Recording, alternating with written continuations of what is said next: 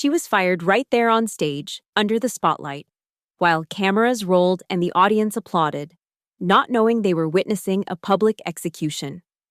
But when someone plays you with orchestrated humiliation, you don't strike back with rage. You strike back with balance sheets. And 18 months later, I turned their 9-figure valuation into a cautionary tale whispered in every boardroom from Austin to Sand Hill Road. My name is Morgan Delane, and for 7 years, I was the woman behind the curtain at Virion Capital, the one who turned handshake deals into term sheets, who transformed founder pitches into portfolio unicorns.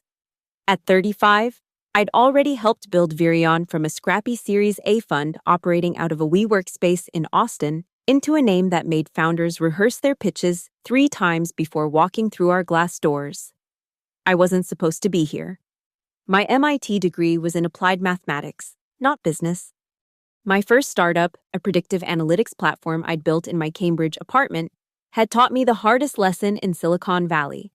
Having the best algorithm means nothing when your co-founder can sweet-talk the board into writing you out of the cap table. So I pivoted.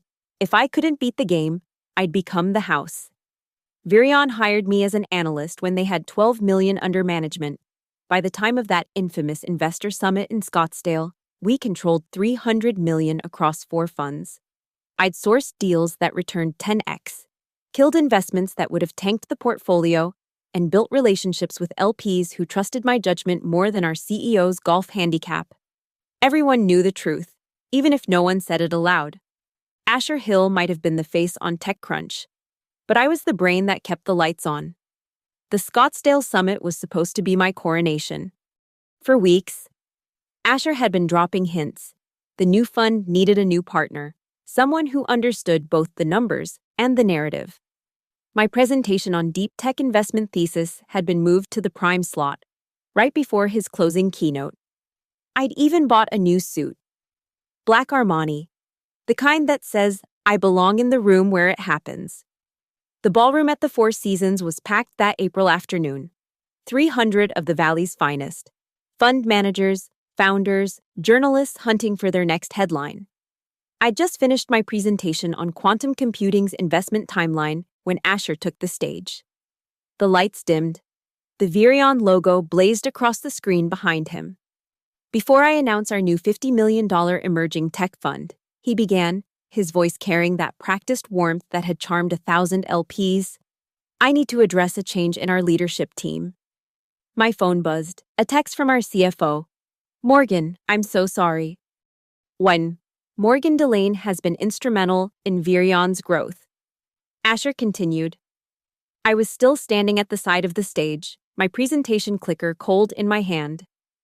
But as we evolve, we need leaders who align with our collaborative culture, effective immediately. Morgan will be pursuing other opportunities. The words hit like ice water. Pursuing other opportunities.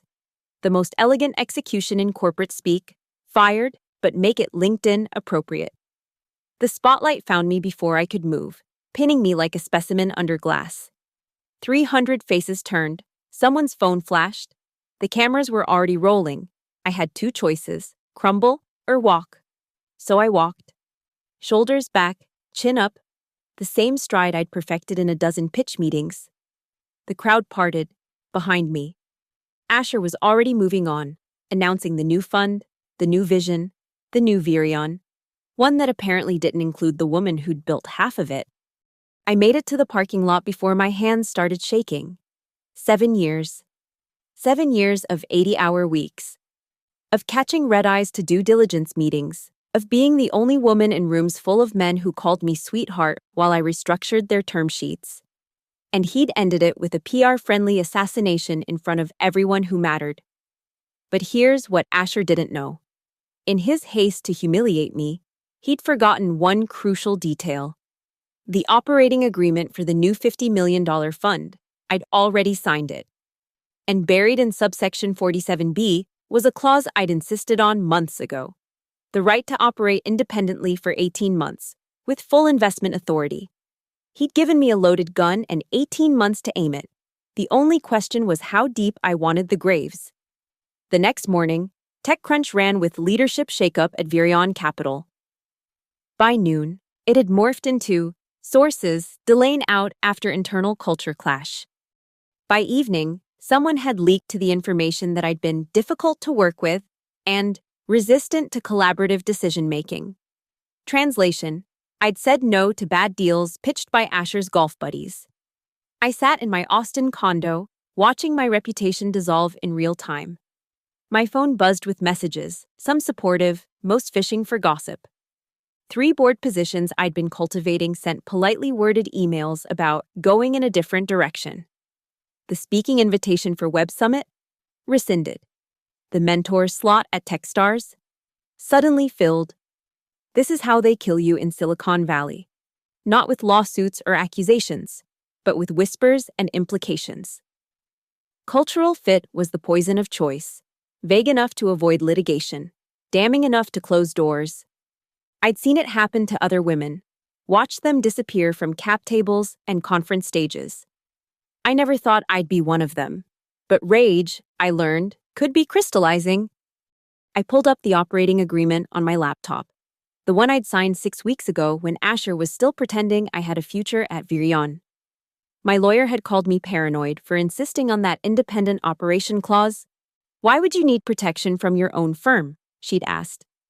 Because I'd learned long ago that in this business, everyone is expendable, especially women who know too much. The clause was beautiful in its simplicity: full investment authority, no oversight requirement, 18 months to deploy capital. Asher probably hadn't even read it. He'd been too focused on the carry structure to notice he'd handed me autonomous control of $50 million. I spent the next 3 days in my home office, fueled by cold brew and something darker than caffeine. Every spreadsheet I'd built for Virion, every deal memo I'd written, every competitive analysis I'd compiled, I had copies of everything. Legal copies, saved under the consultant agreement that predated my employment contract. 7 years of intelligence on every startup Virion had touched, passed on, or planned to pursue. The patterns emerged like constellations. Asher had his favorites: B2B SaaS plays with Stanford founders, enterprise AI with exit-hungry CEOs. He followed trends like a teenager, followed TikTok. Always 3 months behind the curve, but convinced he was prescient. More importantly, I knew which deals were hanging by a thread, which founders were one bad quarter from a down round, which technologies were more PowerPoint than product. On day 4, I incorporated Alara Fund, LLC, named after Jupiter's 8th moon, small, retrograde, easily overlooked until you realized it was knocking other satellites out of orbit. I leased a one-room office in Denver's Rhino district, far enough from Austin's gossip circuit but close enough to the Mountain West's emerging tech scene. The real preparation was building my war council. Not publicly, that would have telegraphed intent. Instead, I reached out to the ghosts of Asher's past, the CFO he'd blamed for a failed fundraise, the principal he'd thrown under the bus during a portfolio company's implosion, the LP relations director whose ideas he'd stolen and presented as his own. One by one, they answered my calls. He did the same thing to me, became a refrain. We weren't planning revenge. That would have been too simple, too traceable. We were sharing intelligence, comparing notes, building a map of every weakness in Virion's portfolio. Where others saw a successful fund, we saw the fault lines. The first crack appeared 2 weeks later. Cloud Vault, a security startup Asher had personally championed, announced they were exploring strategic options, code for desperately seeking acquisition before the money runs out. Their competitor, a company Asher had passed on for being too technical, not enough vision, raised a Series B at triple the valuation. I allowed myself 1 glass of wine and a smile. Then I got back to work. The plan was taking shape, each move calculated to look like market forces rather than design. I wouldn't break any laws. That was for amateurs and bitter ex-employees. I would simply be a better investor. Backing the companies Asher was too arrogant to see. Funding the founders he'd dismissed. Building the future he was too comfortable to imagine. 18 months. That's how long I had to turn $50 million into a verdict. Not just on my career, but on every woman who'd been erased from a cap table, pushed off a stage, or buried under the convenient excuse of cultural fit. The hunt was about to begin. Denver suited my purposes perfectly. The startup scene was hungry but not desperate, ambitious but not delusional. My office on Larimer Street looked like any other early-stage fund. Exposed brick, minimal furniture, a coffee machine that cost more than most people's rent. The only difference was the war room I'd built in the back, where 3 monitors displayed real-time data on every Virion portfolio company and target. My first hire was Marcus Torres, a former Virion principal who'd quit after Asher claimed credit for his sourcing of a unicorn exit. Marcus knew where the bodies were buried because he'd dug most of the graves. My second was Lisa Park, a data scientist who'd been laid off from a Virion portfolio company 2 weeks before her equity vested. Asher's suggestion to optimize the burn rate. We worked like a special ops team. Every morning at 6 a.m., we'd review Virion's movement, which partners were taking meetings, which deals were advancing through due diligence, which portfolio companies were struggling. By 7 a.m., we had our counter moves mapped out. The strategy was surgical. If Virion was circling a B2B logistics play, we'd fund their nimbler competitor. When Asher got excited about a digital health startup, we'd back the PhD team working on the same problem with better science. We weren't just investing in opposition. We were systematically funding the future Virion was too blind to see. Take neural flow, for instance. Asher had passed on them twice, calling their edge computing approach too academic. I wrote them a check for $3 million and connected them with 2 enterprise customers within a month. When Virion's competing investment, Cerebratech, couldn't deliver on their promised latency improvements, guess which startup was ready with a working solution? But the real leverage came from the talent war. Every engineer Virion's portfolio companies had burned, every sales leader they'd scapegoated, every female founder they'd passed on for lacking gravitas, they all got a call from Elara Fund.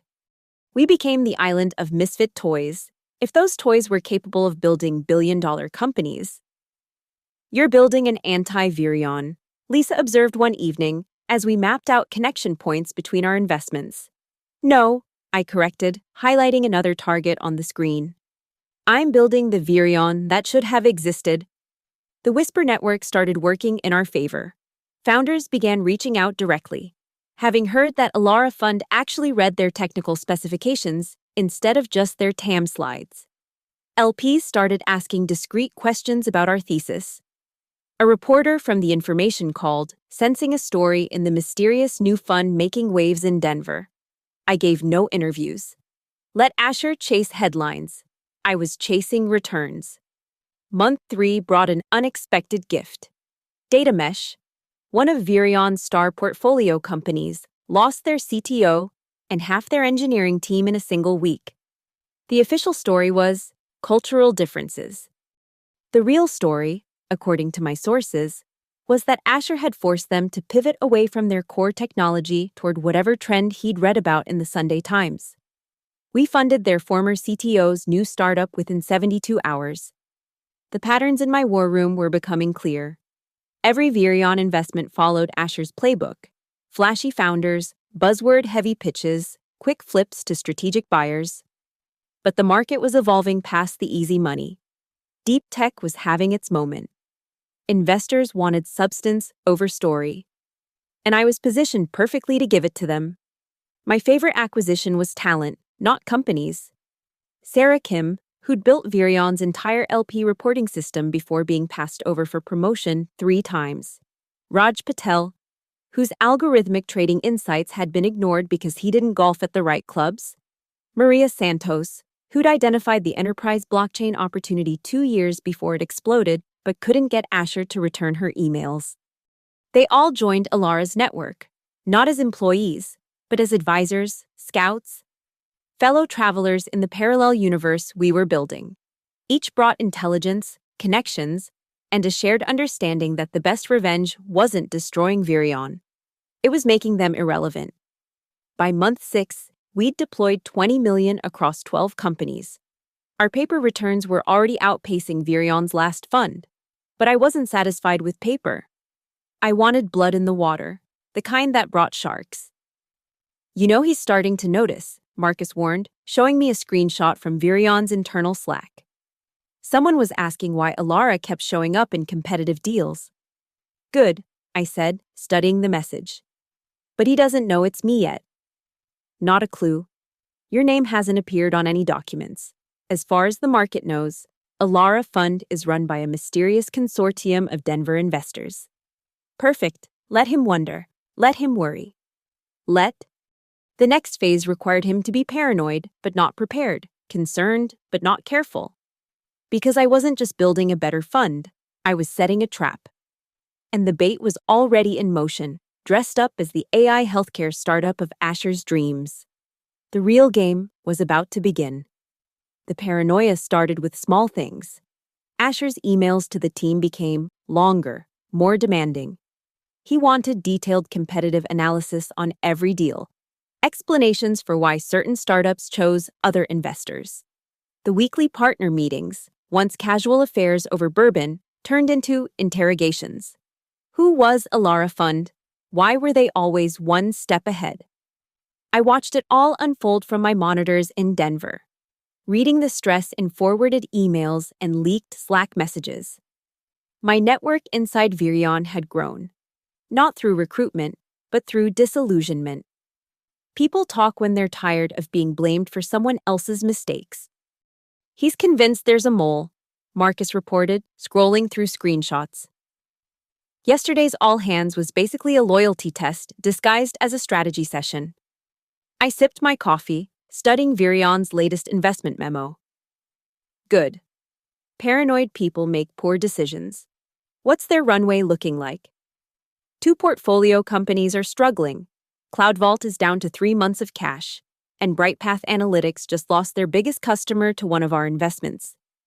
The beauty of my strategy was its deniability. I wasn't sabotaging anyone. I was simply investing in better companies. If Virion's portfolio couldn't compete, that was a reflection of their judgment, not my intervention. The market was doing my work for me. I was just helping it along. But the real satisfaction came from the intangibles. 3 female founders who'd been rejected by Virion were now running companies valued higher than anything in Asher's portfolio. The 2 academic teams he'd dismissed were publishing papers that made their competitors look like undergraduate projects. The engineers he'd driven away were building the infrastructure his companies desperately needed but couldn't afford. Late one evening, I got a call from an unknown number, Denver area code, but I didn't recognize it against my better judgment. I answered. I know it's you. The voice was familiar, Janet Morrison, Virion's head of platform operations. One of the few people there I'd actually respected. I don't know what you're talking about, I said carefully. Cut the shit, Morgan. The systematic targeting, the surgical precision, the focus on technical depth over narrative. It's your playbook with a revenge twist. A pause. I'm not calling to out you. I'm calling to warn you. Asher's getting desperate. He's about to do something stupid. Desperate how? He's pushing portfolio companies to juice their metrics, suggesting they get creative with their burn rates. He needs a win, something big enough to distract LPs from the bleeding. I closed my eyes. I knew this playbook too. The dangerous phase where ego overrides judgment. Thanks for the heads up. I'm not doing it for you, Janet said. I'm doing it for the founders who are about to get caught in the crossfire. Whatever you're planning, be careful. When powerful men feel cornered, they don't care who they take down with them. She hung up before I could respond. That night, I couldn't sleep. The monitors in my war room glowed with data, patterns, predictions. But Janet's warning had shifted something. This wasn't just about my revenge anymore. Asher's desperation could destroy real companies, real careers. Founders who'd trusted him were about to become collateral damage in his ego preservation project. I thought about my own founder journey, that first startup where I'd built something real only to have it stolen by someone who told a better story. The anger was still there, crystallized into purpose, but now it was mixed with something else, responsibility. I had $50 million and the ability to shape outcomes. How I used that power would define more than just my revenge. At 3 a.m., I made a decision. I pulled up the files on Kiranet, the trap I'd been preparing. An AI healthcare startup with all the buzzwords Asher loved, demos that would dazzle, and metrics that looked too good to be true because they were. The plan had been to let him invest, then watch it implode, taking a chunk of Virion's reputation with it. But that would hurt more than just Asher. His LPs included pension funds, university endowments, people's retirements. Could I justify that collateral damage for my personal satisfaction? I stared at the Kiranet folder for a long time, then I moved it to trash. No. If I was going to bury Asher, it would be through excellence, not entrapment. I'd beat him by being better. By building the future while he clung to the past. The market would be my weapon, and success would be my revenge. But that didn't mean I was going soft. It just meant the final phase would require a different kind of trap, one that used Asher's greatest weakness against him. His ego. And I knew exactly how to bait it. The new plan required a different kind of deception. Instead of Kiranet, I created Synaptic Health, a legitimate AI healthcare startup with solid technology, but presented in a way that would be irresistible to Asher's pattern-matching brain. Stanford founders hired specifically for their pedigree. A pitch deck heavy on market size and light on technical details, and just enough buzzwords to make him feel smart for getting it. The difference? Synaptic's technology was real but limited. Good enough to survive due diligence, not good enough to dominate the market. More importantly, I controlled the narrative through a web of shell investors and advisory agreements. When the time came, I could expose its limitations without destroying innocent bystanders. Marcus thought I was being too soft. Just let him invest in garbage. He deserves it. He deserves worse, I corrected. But the founders and employees don't. This way, when it fails, it's just Asher's judgment on trial, not their livelihoods. We launched Synaptic at a Denver pitch event, knowing word would travel. Within a week, 3 Virion associates had reached out for informal coffee. By week 2, Asher himself was texting the founders. The messages, forwarded to me in real time, were textbook Asher. Aggressive charm mixed with FOMO-inducing name drops. While he circled Synaptic, I executed the real strategy. Every strong healthcare AI company that pitched to Virion got a call from Alara within 48 hours. We funded the ones they passed on, always at better terms. Soon, founders were skipping Virion altogether, coming straight to us. The Whisper network had evolved into an express lane. He's going to invest $12 million, Lisa announced, reading from our intelligence feed. They're fast-tracking due diligence. I felt the familiar tightness in my chest, part anticipation, part something darker. What's their current fund position? Deployed 70% of Fund IV, and returns are not great. CloudVault is shopping itself at a loss. 2 other portfolio companies just announced layoffs. The timing was perfect. Asher needed a win, and Synaptic looked like salvation. Sexy sector, credentialed team, metrics that told a story of inevitable success. He'd overlooked the technical limitations because he always did, trusting narrative over knowledge. The investment closed on a Thursday. Asher sent out a triumphant LinkedIn post about identifying transformative healthcare solutions and the future of AI-driven patient care. TechCrunch picked it up. The information ran a piece about Virion's return to form. I gave it 6 months. During those months, I stayed silent but busy. Elara Fund had deployed $40 million across 22 companies. Our portfolio was unglamorous by Asher's standards, deep tech plays with PhD founders, enterprise infrastructure that would never make headlines. Solutions to problems most VCs didn't understand well enough to value. But every investment was positioned to become essential, the kind of technology that bigger companies would need to acquire. Month 4, Synaptic started missing milestones. Not dramatically, just enough slippage to require explanation. The Stanford founders, coached by my advisors, spun beautiful stories about market education and strategic pivots, Asher bought it all, even suggested they raise more money. Month 5. A competitor emerged, one of our portfolio companies, naturally, with superior technology and half the burn rate. Synaptic's potential acquirers started having second thoughts. The founders requested a bridge round. Month 6. The walls closed in. Synaptic's largest customer churned. Their head of engineering quit, recruited by one of our companies. The FDA flagged issues with their clinical trial protocols. Each problem was survivable individually. But together they painted a picture. Virion had invested $12 million in a company built on sand. The beauty was that nothing was fraudulent. No fake data, no phantom customers. Just a mediocre company dressed up as a unicorn, sold to a man who'd forgotten how to look beneath the surface. The due diligence had been real. Asher had simply seen what he wanted to see. The downstream effects were predictable. LPs started asking hard questions. Other portfolio companies wondered why Synaptic had gotten such a large check when they were struggling for bridge rounds. The press, always hungry for a fall from grace, began connecting dots between Virion's struggling investments. I watched from Denver as the edifice cracked, but I felt no joy, only a cold satisfaction mixed with exhaustion. The revenge I'd planned so carefully was working, but it had consumed 18 months of my life, turning me into someone I barely recognized. "You won," Marcus said one evening, gesturing at our returns. Ilara's portfolio is outperforming every comparable fund. Virion's in damage control mode. Asher's reputation is trash. So why don't you look happy? Because winning wasn't enough. Not anymore.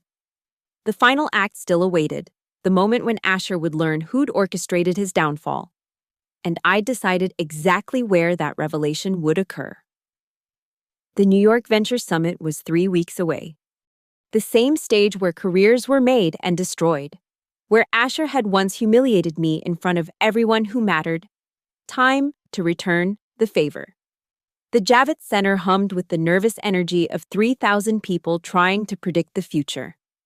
The New York Venture Summit was the industry's annual validation ritual, where funds showcased returns, where reputations crystallized into rankings, where power shifted with the subtle choreography of who sat where during keynotes. I stood backstage, watching the tech crew test microphones.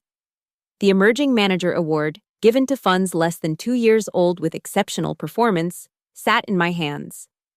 Ilara Fund had won by metrics no one could dispute.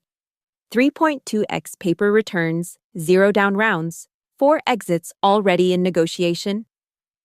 "Ms. Delane," a young woman with a headset appeared. "You're on in 15, right after the Virion Capital presentation." Of course, the universe had a sense of dramatic timing. I found a quiet corner and pulled out my phone. 43 messages from my team, tracking Asher's movements through the conference. He was here, making the rounds, trying to spin Virion's catastrophic year as a strategic refocusing. Several LPs had already pulled commitments. Rumors suggested Fund 5 might not even close. "Morgan?" I turned. Janet Morrison stood there, looking older than when I'd last seen her, stress etched in lines around her eyes. "He knows," she said simply. "Not the details, but he knows Ilara is connected to you. He's planning something for his presentation." I smiled. "Let him." She studied me with something between admiration and concern. "You've changed." "Power does that." I smoothed my dress, not Armani this time, but a designer who'd never heard of Asher Hill. 18 months ago, I would have cared what he said. Now? His words are just noise before the symphony. The lights dimmed. Asher took the stage, and I watched from the wings as he delivered his presentation. The old charm was there but strained, like expensive fabric pulled too tight. He talked about portfolio optimization and strategic pivots, corporate euphemisms for failure. Then, near the end, he went off script. The venture ecosystem has become polluted by actors who prioritize personal vendettas over founder success, he said, eyes scanning the audience. Funds that exist not to build, but to destroy. that weaponized capital for revenge rather than returns. Murmurs rippled through the crowd. In the wings, I felt the stage manager tense beside me. I won't name names, Asher continued, though his tone suggested otherwise. But when someone takes resources meant for innovation and uses them to settle personal scores, we all lose. The integrity of our industry depends on Mr. Hill? The stage manager spoke into her headset. I'm sorry, but you're over time. We need to move to the award presentation. He tried to continue, but the music swelled. The spotlight shifted. His microphone cut out. 3,000 people watched him realize his moment had passed, that even his accusations couldn't buy him more time on a stage he no longer commanded.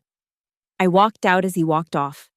We passed within inches, and I saw the recognition hit, not just of my presence, but of the reversal. He opened his mouth, but no words came. What could he say that mattered now? The applause was polite but genuine as I took center stage. The award felt heavier than its actual weight, dense with symbolism. Thank you, I began, voice steady as steel. 2 years ago, I learned that this industry doesn't always reward merit, that sometimes the price of innovation is humiliation, that cultural fit can be code for something darker. The audience had gone still. They knew drama when they smelled it. But I also learned that capital has no loyalty. It flows to competence. That founders care more about good governance than golf handicaps.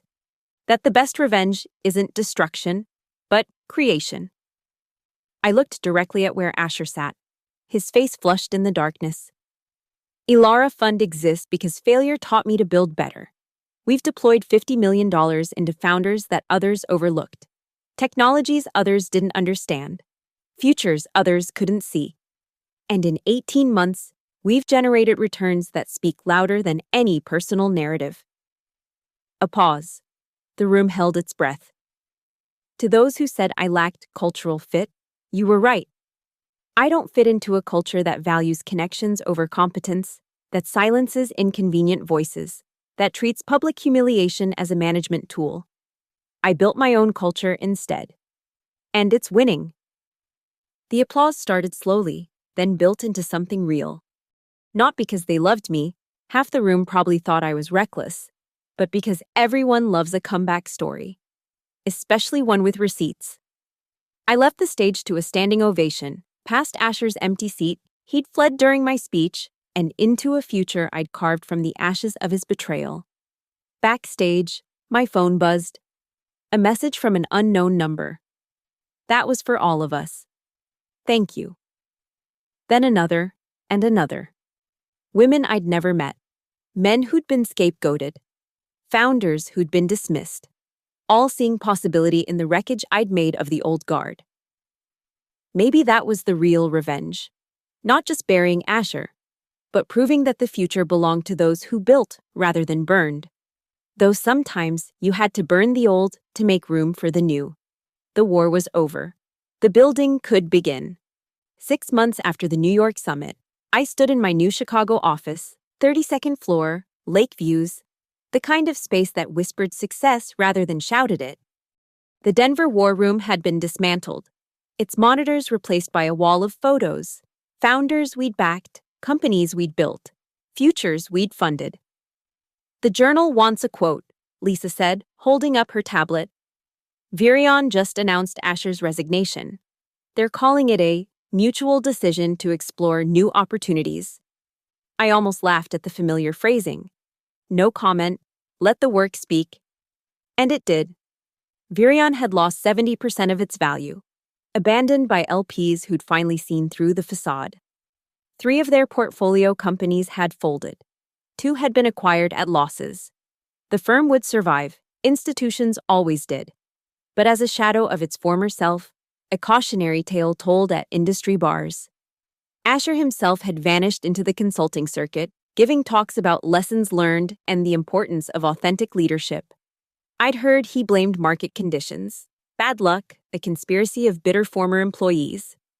Everything but the truth, that he'd been outplayed by someone he'd dismissed as culturally unfit. But I found I no longer cared about his narrative. My focus had shifted to what we were building at Alara, a network of female founders and investors who understood that the best revenge was massive success.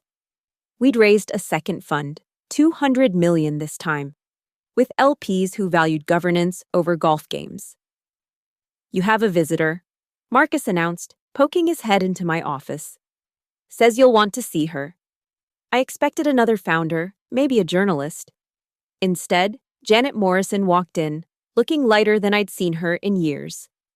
"I quit," she announced without preamble. Finally, after watching Asher's whole world crumble, I realized I'd been enabling it for too long.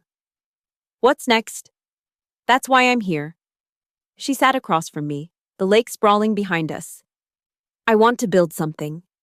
A platform that actually serves founders, not just the egos funding them. And I want Alara to be my first investor." I studied her, this woman who'd warned me when she didn't have to, who'd stayed at Virion out of loyalty to founders rather than Asher. "Send me the deck." "Already did. Check your email."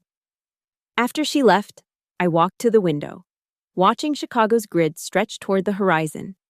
18 months ago, I'd been publicly humiliated, my reputation torched by a man who confused power with permanence. I'd spent those months in careful destruction, using his own playbook against him. But somewhere along the way, the revenge had transformed into something else.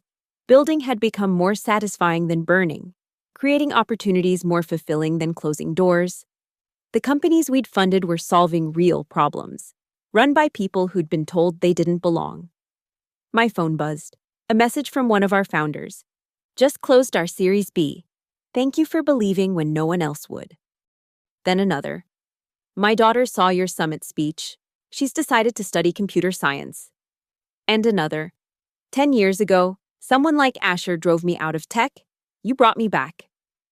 This was the final victory. Not just that I'd won, but that winning had meant something beyond personal satisfaction. Every successful exit, every hired engineer, every funded founder was a small correction to an industry that had been broken long before Asher broke me.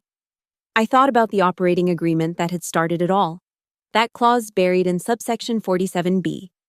Such a small thing, a few lines of legal text that Asher had ignored, but it had been enough. Enough to take $50 million and transform it into proof that competence trumps connections, that building beats destroying, that the future belongs to those willing to create it. The sun set over Lake Michigan, painting the water in shades of gold and amber. Somewhere, Asher was probably still spinning stories about his downfall, still unable to admit that he'd been beaten by the woman he'd fired for lacking cultural fit. But I wasn't thinking about him anymore. I was thinking about the next fund, the next founders, the next futures waiting to be built. The best revenge, I'd learned, wasn't served cold.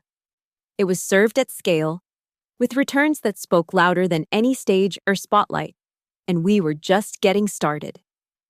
"I didn't win with power," I said to the empty office, the words I'd carried for 18 months finally complete.